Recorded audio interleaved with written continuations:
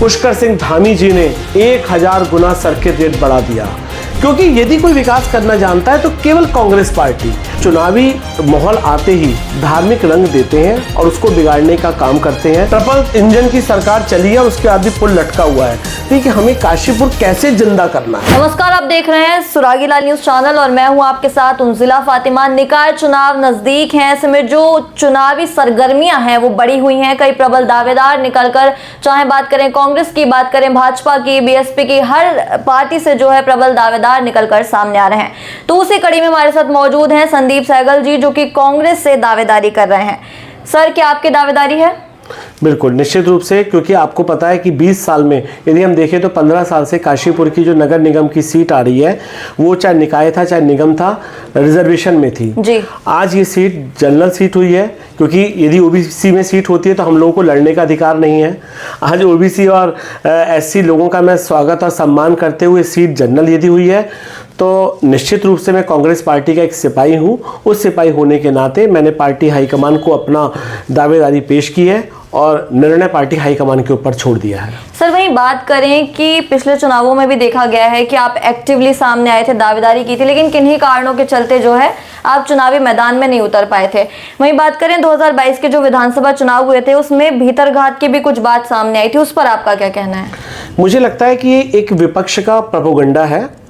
Congress party पूरी एकजुटता के साथ और एक दूसरे को साथ लेकर, समस्त धर्म को और जातियों को साथ लेकर चुनाव लड़ती है।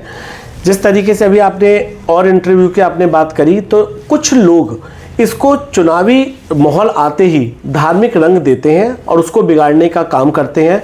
और हमारे बहुत ही प्यारे प्यारे छोटे युवा भाई, कुछ हमारी सम्मानित महिलाएं उस बहकावे में आ जाती हैं, जिसके वजह से कांग्रेस पार्टी को नुकसान हुआ।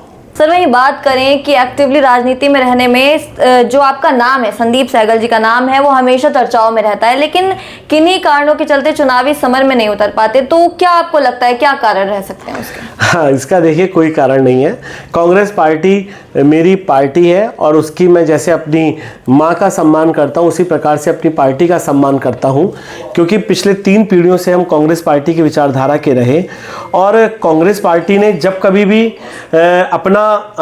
कभी भी मैंने कांग्रेस पार्टी को दावेदारी करी तो मुझको लगा कि शायद मुझसे उपयुक्त, उनको लगा हो कि यहाँ के समीकरण मुझसे उपयुक्त है, तो उन्होंने जिसके ऊपर भी अपना आशीर्वाद बनाया तो मैं कांग्रेस पार्टी का झंडा लेकर उस प्रत्याशी के पीछे चला और तन मन धन से कोशिश करी कि हमारी कांग्रेस पार्टी जीते।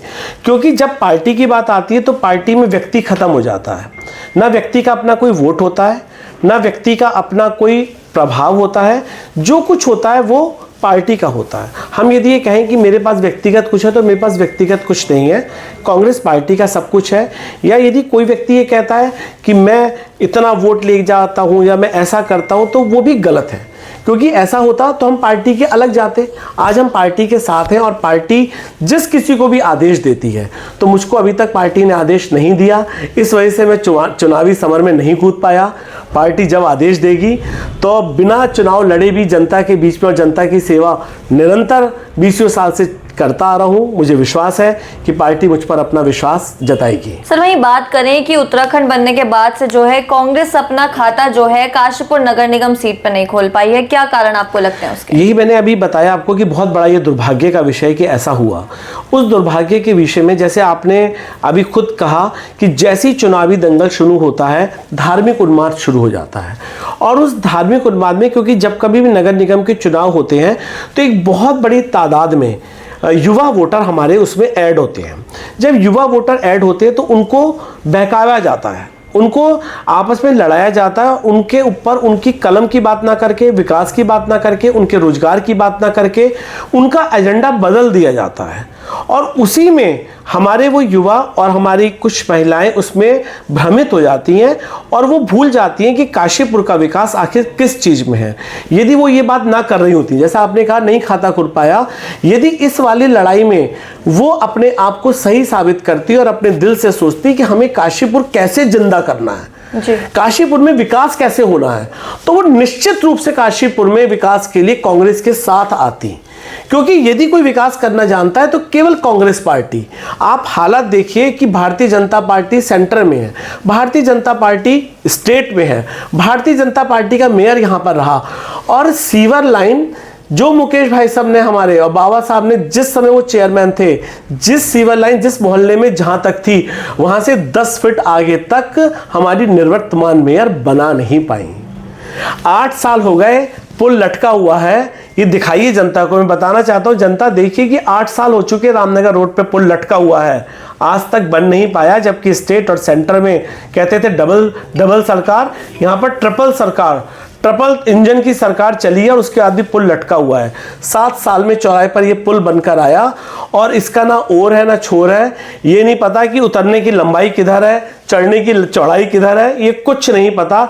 तो ये भारतीय जनता पार्टी का चेहरा है। लेकिन सम्मानित जनता से निवेदन करना चाहता हूं कि भ्रमित होना छोड़िए, विकास की बात करते हैं, काशीपुर को आगे बढ़ाने की बात करते हैं, काशीपुर का सौंदर्यकरण कैसा हो इसकी बात करते हैं, विकसित कैसे हो इसकी बात करते हैं, पढ़े लिखा व्यक्ति कैसे आगे आए इसकी बात करते हैं, तो निश्चित रूप से कांग्रेस भी जीतेगी और काशीपुर का विकास भी होगा।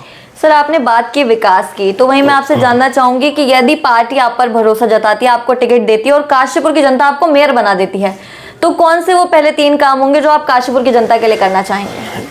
ये सबसे अच्छा क्वेश्चन है सारे क्वेश्चनों में, क्योंकि निगम का चुनाव है और काशीपुर का विकास कैसे हो ये सबसे ज्यादा जरूरी है। जी बिल्कुल। परमपिता परमात्मा ने और पार्टी हाईकमान ने यदि मुझे काशीपुर नगर निगम में मेयर का चुनाव लड़ने के लिए अपना टिकट और अपना ईश्वर ने आशीर्वाद दिया, सबसे पहले मैं 2% दाखिल खारिज शुल्क की बात, पहली नगर निगम में जो हमारी मीटिंग होगी उसमें सबसे पहला प्रस्ताव काशीपुर की जनता के जनहित में कम से कम दाखिल खारिज 2% से कितना अधिक से अधिक कम हो सकता है, सबसे पहला प्रस्ताव ये आएगा। आज की तारीख में काशीपुर की जनता पूरी तरीके से परेशान है। पुष्कर सिंह धामी जी ने 1000 गुना सर्किट रेट बढ़ा दिया। जहां पर 10,000 रुपए सरकारी वैल्यूशन आती थी, आज वहां पर 10-10 लाख रुपए आ रही है। जहां पर 2 लाख रुपए गवर्नमेंट वैल्यूशन आती थी, वहां पर 1-1 करोड़ रुपए गवर्नमेंट वैल्यूशन आ रही है। और जितनी गवर्नमेंट वैल्यूशन बढ़ती जाएगी उतनी नगर निगम में 2% दाखिल खारिज शुल्क बढ़ता जाएगा। आप अंदाजा लगाइए, हमारी गरीब जनता बेचारी जो सरकारी नौकरी करती है, प्राइवेट नौकरी करती है, अपने प्राइवेट छोटे छोटे से काम करती है, बड़ी मुश्किल से पूरे जीवन की जमा पूंजी एक 1000 फीट का प्लॉट बेचारी खरीदती है, वो उसके बाद उसको स्टाम्प की मार झेलनी पड़ती है।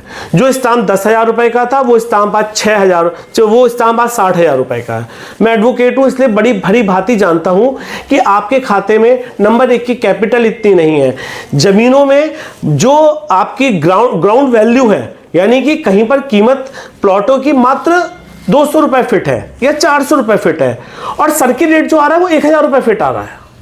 आप अंदाजा लगाइए कि 400 रुपए feet ground value, government value आ रही है आपकी 1000 रुपए फिट। स्टैंप ड्यूटी आपको जो पे करनी पड़ रही है वो 1000 रुपए फिट पर करनी पड़ रही है।